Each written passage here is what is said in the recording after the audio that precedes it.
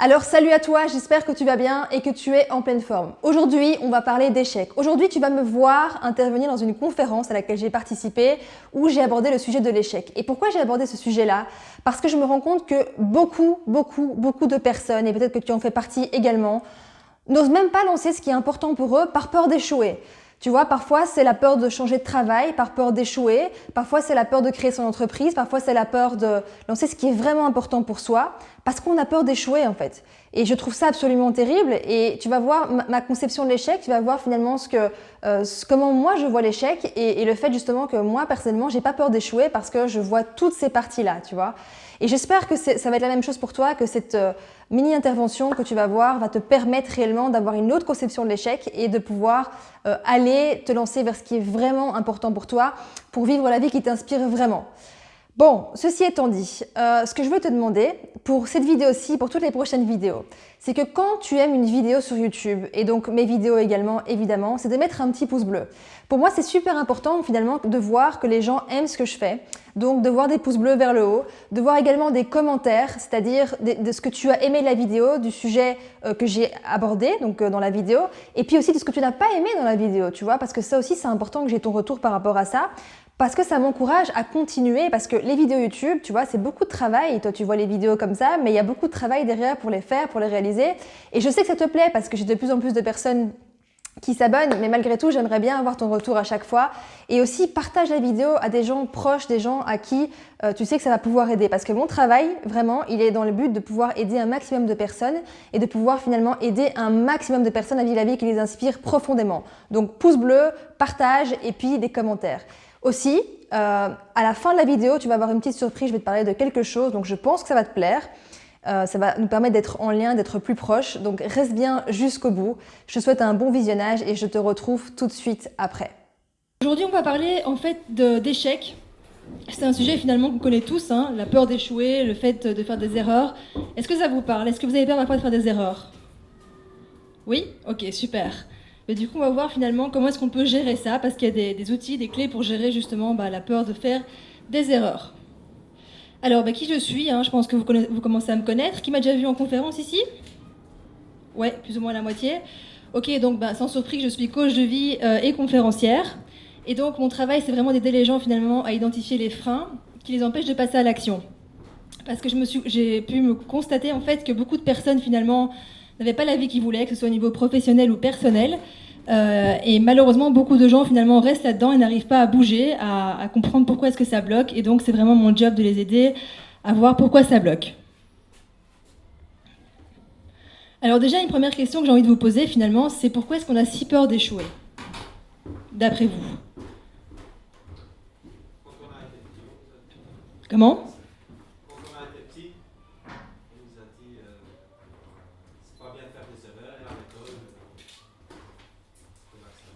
Super, oui. Bonne réponse. Une autre réponse? Comment? Le regard des autres. Le regard des autres. Qui a dit ça? Ouais, super Olivier. Quoi d'autre? La confiance en soi. C'est un sujet dont on parle beaucoup, hein, la confiance en soi, effectivement. Et en fait, il y a beaucoup de raisons qui nous fait avoir peur d'échouer, mais effectivement une raison centrale qui est effectivement liée au regard des autres, en fait.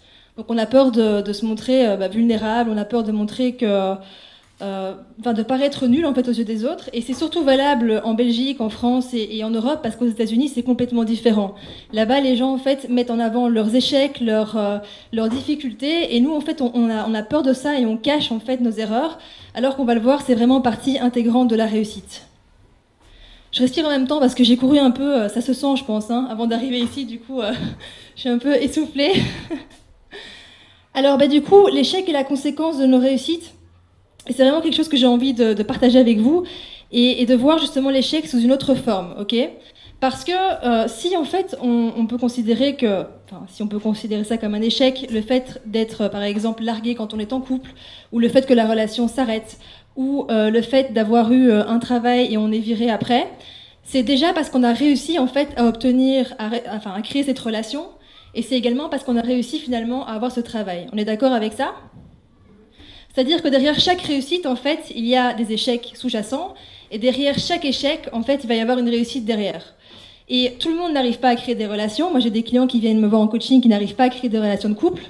Et j'ai également, en fait, des gens qui ont du mal à trouver un travail. Donc, c'est déjà vraiment la conséquence de ça. Et ça, c'est important, du coup. Parce qu'on voit, du coup, l'échec sous une autre forme. Juste ou pas? Parce que, comme je vous le disais, l'échec, c'est vraiment... Oui, l'échec, c'est vraiment donc, la réussite... sur les deux faces d'une même pièce, il n'y a pas de réussite sans échec, ça on l'a vu.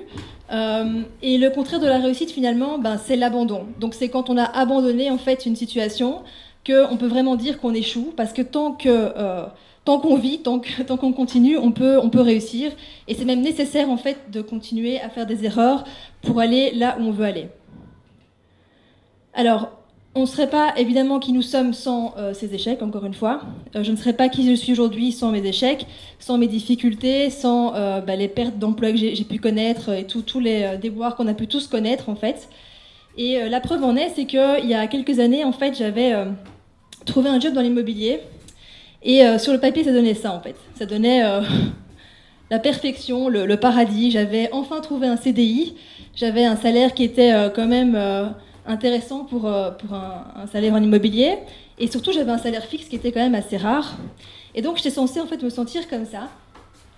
Mais en réalité, je me sentais comme ça. Je me sentais prisonnière, je me sentais mal. Je commençais à faire des insomnies, à plus dormir la nuit, à être stressée, à pas être bien là où j'étais. Mais j'avais pas le courage de partir.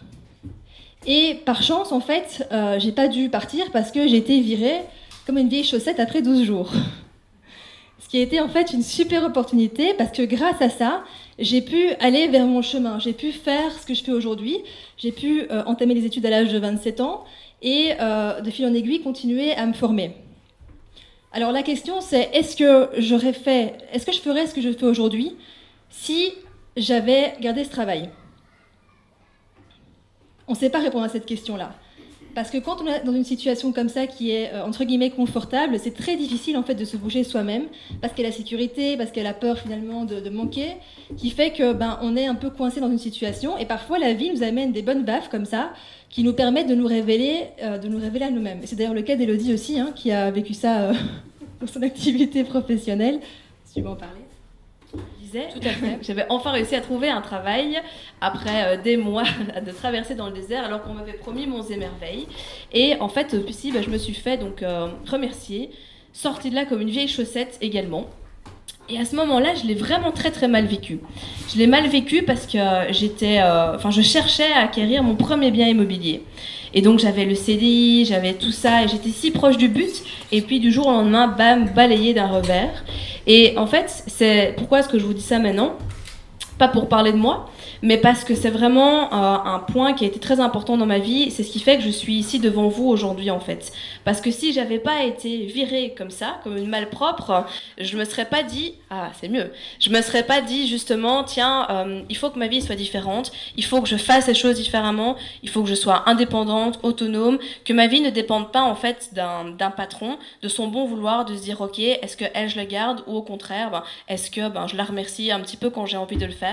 Et donc mon cerveau il a commencé à se mettre en réaction, à commencer à chercher des solutions, etc. Et puis de fil en aiguille, il y a vraiment donc l'immobilier au fur et à mesure du temps qui est vraiment apparu comme un vecteur et comme une solution clé.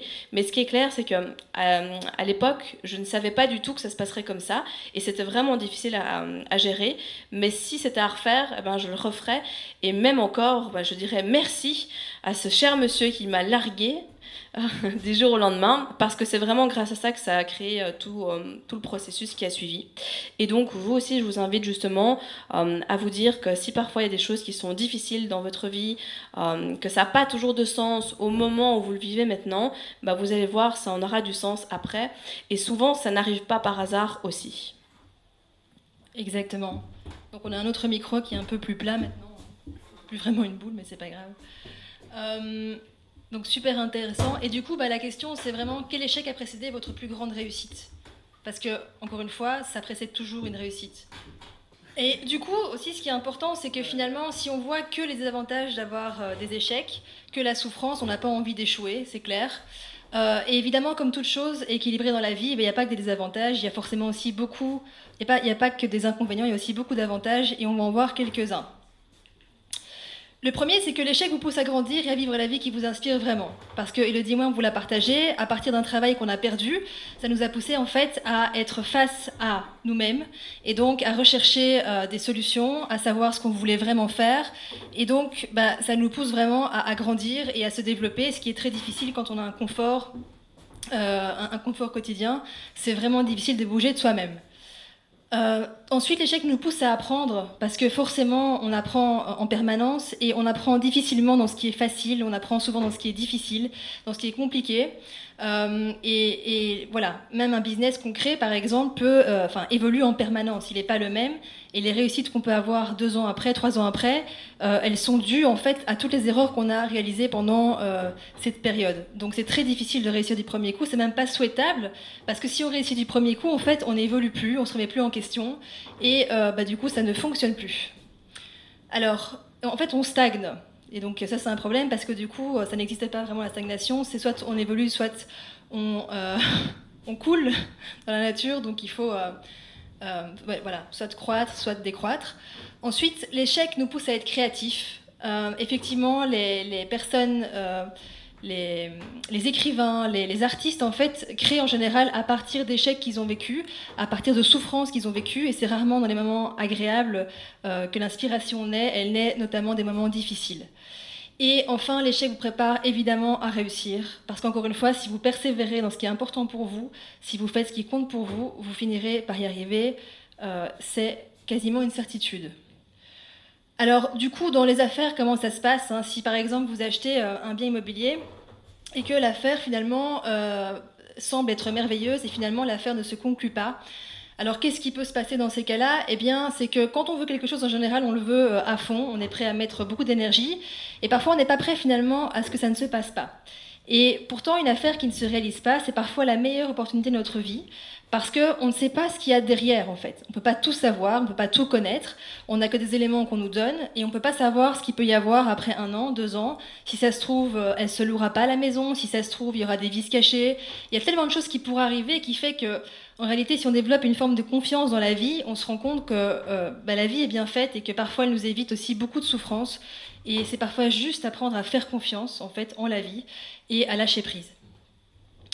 Mais si maintenant l'affaire se concrétise et que ça se passe quand même, et donc elle se concrétise mais que ça se passe mal, eh bien c'est un peu la même réponse finalement. C'est que pour chacun ça va être différent, vu votre situation, mais ce qui est sûr c'est que si vous développez une forme de confiance dans la vie et que vous vous remémorez finalement tous les moments où vous avez eu des difficultés dans votre histoire et toutes les fois où vous avez eu des opportunités qui sont arrivées à la suite de ces difficultés, vous verrez en fait que la vie est pleine de ressources et qu'elle vous apporte en fait souvent des solutions inattendues aux problèmes que vous avez. Donc le fait de voir ça justement dans le passé nous permet d'avoir confiance dans le futur. Donc ça on peut tous développer. Alors voilà, j'espère que cette vidéo t'aura plu, j'espère que mon intervention t'aura touché et qu'en tout cas tu vas pouvoir mettre en pratique, prendre des clés de ce que j'ai partagé. Je le souhaite vraiment, en tout cas, je souhaite vraiment que tu fasses partie des personnes qui osent échouer, qui osent aller vers ce qui est important pour eux, qui osent aller finalement vivre la vie qui les inspire et peu importe finalement ce qui peut se passer. Tu sais, j'en parle souvent en conférence et je ne sais pas si tu es déjà venu me voir en conférence ou pas, mais je parle souvent en conférence finalement de ce qui m'a poussée à devenir coach, tu vois. Et ce qui me pousse à devenir coach et ce qui m'a poussée à faire des conférences, c'est de voir le constat, le triste constat, que la majorité des personnes n'ont pas la vie qui les inspire profondément. J'ai pu voir en entreprise que les gens étaient très malheureux en entreprise, pour la plupart des gens que j'ai vus. Et statistiquement, il y a 95% des personnes, 95%, des personnes finalement qui ne sont pas épanouies dans leur travail. Alors là, je te parle de travail, mais c'est valable aussi pour la vie personnelle, tu vois. Je parle souvent aussi de l'étude scientifique de Bronnie Ware, je ne sais pas si tu la connais, l'étude finalement qui a révélé que la plupart des gens, donc de nouveau 95% des personnes, partent de ce monde avec des sentiments de regret, c'est-à-dire qu'ils passent leurs derniers jours de leur vie, leurs derniers instants à regretter ce qu'ils n'ont pas fait en fait. Donc pas les choses qu'ils ont échoué mais qu'ils ont tenté, mais bien souvent ce qu'ils n'ont pas osé faire. Et je ne veux pas de ça pour toi, tu vois. Je veux vraiment que tu ailles vivre la vie qui t'inspire profondément et je veux vraiment que tu oses échouer et que tu comprennes que l'échec fait partie intégralement de la réussite. Et c'est absolument ce que je t'ai dit juste avant dans l'intervention, tu vois. Donc vraiment, je souhaite que tu vives cette vie que tu mérites et je souhaite que tu sois un aimant à personne, je souhaite que tu puisses rayonner autour des autres et tu vas seulement rayonner à partir du moment où tu es dans ta propre voie personnelle, où tu fais ce qui est important pour toi, où tu es entouré des gens que tu veux avoir autour de toi et c'est seulement à partir de ce moment-là finalement que tu vas pouvoir rayonner et apporter aux autres. Parce que quand on n'est pas bien dans son travail, quand on n'est pas bien dans son couple, quand on n'est pas bien dans une situation, finalement, on rayonne pas, on est déprimé et du coup, on n'apporte pas finalement tant de choses positives autour de soi. Donc, ça commence toujours par soi et ça commence toujours par travailler sur soi. Voilà, ceci étant dit, maintenant, je t'avais proposé donc quelque chose, de rester jusqu'au bout parce que je voulais te partager quelque chose. J'ai fait déjà 2 vidéos sur ce sujet, mais je vais t'en reparler. J'ai parlé en fait de rajouter des personnes dans mon WhatsApp. C'est-à-dire que j'aimerais en fait, si tu habites la Belgique et la France, et seulement si tu habites la Belgique et la France, ou ça peut être le Luxembourg, mais en tout cas autour de la Belgique, je vais te donner mon numéro de téléphone pour que tu puisses me rajouter sur WhatsApp. Et je t'explique pourquoi finalement je fais ça. Je fais ça parce que je me rends compte que Internet finalement a évolué énormément et il nous apporte beaucoup de choses positives, mais je vois aussi la distance que ça peut créer.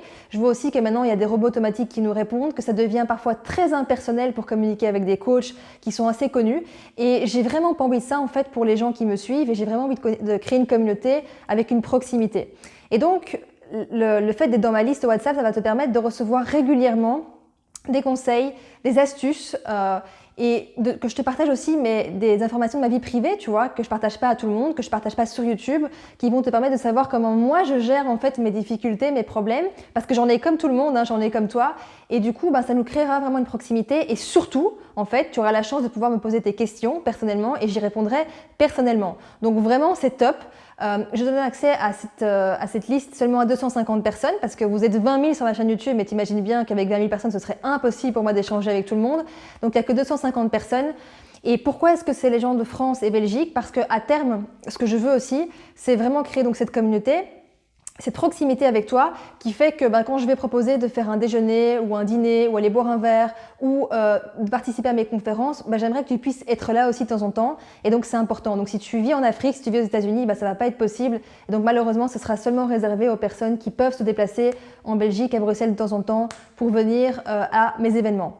Donc voilà, donc si tu es en Belgique et en France, rajoute-toi à ma liste. Je vais te donner en fait le processus à suivre qui est très simple en fait. Donc tu crées un contact dans ton téléphone, donc Elena Carlier, tu vas rajouter le numéro de téléphone qui est le +32 491 97 11 24. Donc +32 491 97 11 24. Tu auras la description en dessous de la vidéo, donc tu pourras rajouter facilement. Et une fois que c'est fait, tu m'envoies un message sur WhatsApp en me donnant ton nom, ton prénom et ta ville. Donc ta ville et ton pays, ok ? Et tu me dis aussi finalement quelle vidéo tu as regardé de moi jusqu'à maintenant et pourquoi tu veux te rajouter à la liste parce que c'est aussi important que je sache pourquoi. Il y aura aussi une sélection qui se fait à ce niveau-là. Donc voilà, je suis sûre que ça va te plaire parce que, encore une fois, j'ai beaucoup de retours par rapport à cette liste WhatsApp, aux gens que je rajoute, enfin qui me rajoutent plutôt, et j'ai vraiment envie qu'on puisse être plus proche. Donc merci à toi pour ton attention. N'oublie pas, si tu as aimé la vidéo, un petit pouce, un partage, un commentaire et je te dis à très vite. Et en attendant, passe à l'action vers la vie qui t'inspire profondément. Salut!